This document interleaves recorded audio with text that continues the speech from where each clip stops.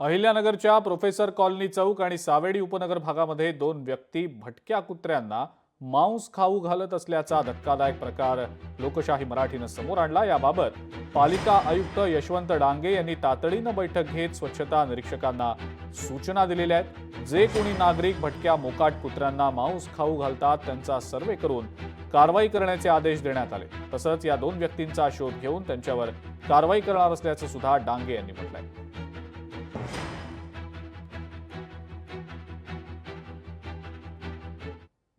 महापालिकेचे जे सर्व सॅनिटरी इन्स्पेक्टर आहेत, आरोग्य निरीक्षक आहेत, त्यांना तशा सूचना देण्यात आलेल्या आहेत की जे नागरिक चुकीच्या पद्धतीनं या कुत्र्यांना खाऊ घालतात किंवा मीठ वगैरे जे खाऊ घालतात त्यांचा सर्वे करून त्यांच्यावर कारवाई करण्याबाबत निर्देश दिलेले आहेत। निश्चितपणे आम्ही त्या नागरिकांचा शोध घेऊन आणि त्यांचा बंदोबस्त करू। लोकशाही मराठी ऐका, पहा, जागरूक रहा।